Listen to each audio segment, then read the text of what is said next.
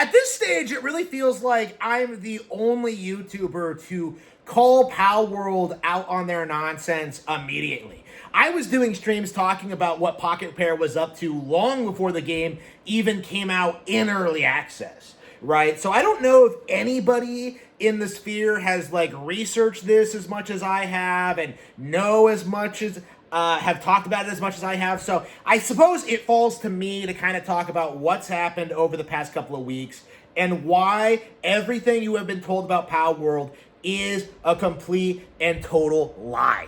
The first thing I think we have to address is the sales numbers, because a lot of people have been coming out making claims that Pocket Pair has confirmed that they have over 40 million units sold and that therefore they've outsold every Pokemon game in existence. Not only is this not true, even if it was, it still would not be enough to dethrone Pokemon, because Pokemon is putting out new titles every year, generating significantly more than Pokemon through a variety of different releases. Okay, in the past couple of years alone, we got Pokemon Pokopia, we got Pokemon Fire Red and Leaf Green re-release, we got Pokemon Legends ZA plus DLC, we got, Scarlet and Violet DLC, a couple of years back. We got the original release of Scarlet and Violet, and we're getting Winds and Waves this year, all being sold at a higher price than Palworld, which means that they'll bring in more revenue, and that means they'll bring in more money. So essentially, Palworld would have to sell twice as much to be competitive with a single release of Pokemon. But it's kind of a moot point anyway, because Palworld is not actually selling as much as reported, because Palworld is a privately owned company. And in Japan, privately owned companies are not held to the same standard when it comes to their sales numbers. They are perfectly free to misrepresent their sales numbers and claim they've sold significantly more than they already have, because the primary reason to be honest about sales numbers is for shareholders. So if you don't have shareholders, like Pocket Pair doesn't, you can go ahead and lie about your numbers to the public however you want. However, that doesn't apply to tax filings, and that doesn't apply to other scenarios. But when it comes to public representation, when it comes to marketing terms, you can lie about your numbers all you want. So the mindset that people have that Pocket Pair has sold 40 million copies of Palworld because they said so doesn't really hold up under any kind of scrutiny. We have seen that the player counts on Steam do not match those numbers. They are significantly lower than they should be if the game was genuinely that popular. Okay, we can see clearly on YouTube, on Twitch, and all these other platforms, this is not a game that sold 40 million units, okay? It's just not that popular. And it's very clearly observable by simply looking at Palworld sales do not come from an official source, and as a result of that, they need to be tossed out outright.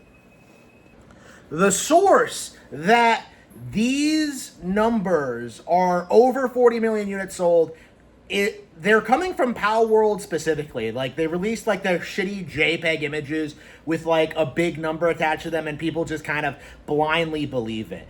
That is not a reliable source, and we cannot take it seriously. There's no real indication that number is real or accurate, and it should be thrown out for that reason. Now, that kind of goes into my second point as to the people who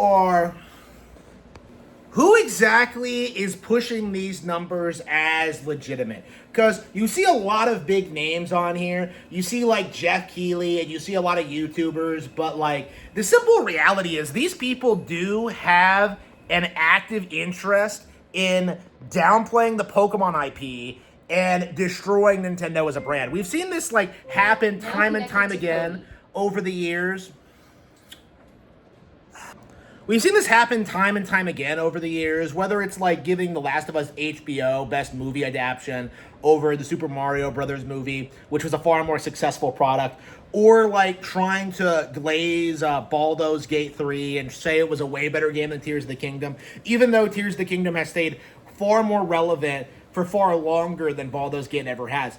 We're seeing something similar happen to Palworld, because we're seeing the same exact people who have spent like the past several years insisting that Pokemon is irrelevant, that Pokemon can't compete, that Pokemon is outdated, that nobody likes it, like completely flip a switch and try glazing Palworld. In fact, there are a lot of these YouTubers who have never talked about Pokemon in their lives coming out and trying to push this narrative that Palworld is like the next big thing. It's a cultural phenomenon. It's outperforming Pokemon. It's huge, right? And they're not doing it because they're fans of either game or because they particularly care about Palworld. Like, it's specifically to grift off of the desire of PC gamers to see Pokemon fail. Because a lot of people have this mindset that Pokemon is just this, like, really generic, boring IP. It isn't, but as long as it exists and it's as successful as it is, there's pretty much no hope of destroying Nintendo and their consoles. So the industry has been rallying to destroy Pokemon ever since its inception. You know, I remember back in the day how people thought it was going to like be a passing fad. You know, refer to the South Park episode Shin Pokemon if you want to know what that's like. You know, I remember like that period when like after Pokemania ended, and everybody thought that Pokemon was just gonna like completely fall off and become obsolete.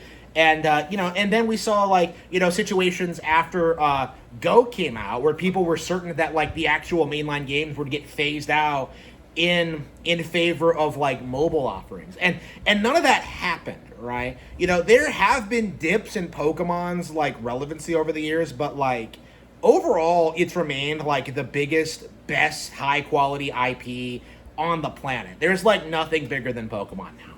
Like nothing matches its quality, its release schedules, or what it offers to its players. So the fact of the matter is that so many YouTubers genuinely seem to think that like Palworld is capable of being bigger than Pokemon. Just goes to show you just how out of touch they actually are. Where like it would take several Palworld releases, several decades to like even come close to matching Pokemon, and that's simply not going to happen. Like simply looking at the players charts, even 2 weeks after 1.0, we're seeing massive dips in the numbers. It's going to go back to where it was before 1.0. I think before the end of August, okay, we are going to see it hit like the 40,000 mark, and it's going to hover there until the game gets shut down. Like, we have seen this game come and go twice. And the narrative has always been just wait till 1.0. It's going to get over 1 million again. It's going to have all these players. And the simple reality is Palworld does not have the longevity that a typical Pokemon game has. Because, I'm still playing Scarlet and Violet. I'm still playing Pokopia. I'm still playing Pokemon Fire Red. Still playing Pokemon Champions. I'm still playing, Scarlet and Violet. Like, I'm playing, like, all of these games, right? Like, all these different Pokemon games. Palworld is just not on that level. Like, it's just very self-evident that this game does not have the staying power that Pokemon does. And this is very easily observable by the fact that nobody ever talks about Palworld unless they think they can grift off a Pokemon. So when Florian Muller released that Games for an article claiming that Palworld got one of Nintendo's patents thrown out, like, the grifters celebrated. They genuinely believed that Nintendo had lost the lawsuit because of that, when in actuality it was a minor child patent attached to another patent that was not challenged, and that Nintendo still has the upper hand in the legal proceedings. And this is like kind of goes to my final point. Like, the whole legal proceeding thing is that going into this, like, people have always been, like, overwhelmingly saying that, like, the lawsuit is frivolous, it's going to get thrown out, Pocket Pair is going to win, they've already won. And I remember when this situation first happened, and the narrative then was that, like, well, like, Nintendo hasn't filed a lawsuit, they can't file a lawsuit, there's no case to be had against them. And we've seen that that's not true. We've seen that the legal proceedings are going along as they should. But, like, the community seems very, very unwilling to, like, acknowledge the reality of the situation. Most poignantly, I think that Palworld's already made a lot of concessions and changes to Palworld to kind of like undermine Nintendo's Nintendo's patents. You know, Palworld's already like acknowledged their wrongdoing and acknowledge how naughty they are, how they broke patent law, but they're just trying to weasel their way out of it.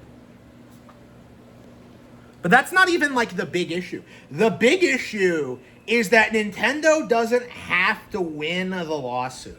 Okay? Like, this is the thing here, is that Nintendo is in a position where they don't need to get a big payout. They don't need to, like, shut the game down. Like, all they really need to do is get Palworld to admit some kind of fault, you know, make some kind of concession, and then they've kind of won, essentially. They've gotten the ball rolling in getting this game's reputation destroyed, in getting the company destroyed, in essentially establishing these people as being absolute frauds. And that's the issue with them as developers. And the thing that, like, I just don't respect about them is how brazen they are about plagiarizing from other dozens of other developers. Not just Nintendo, but they have ripped off Team Cherry, Fortnite, you know, Breath of the Wild. Like, it's been like a ton of different developers.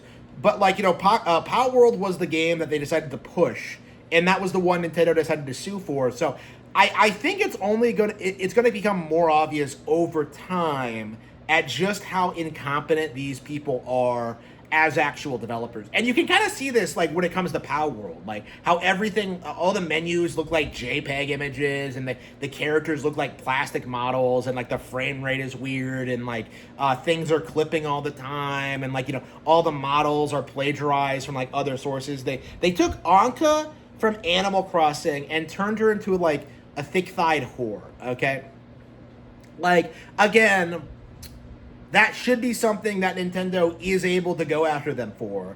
I'm not sure, like, how exactly they're going to do it, but at the very least, we're kind of in, like, the early stages of this happening. And it doesn't have to resolve with this lawsuit.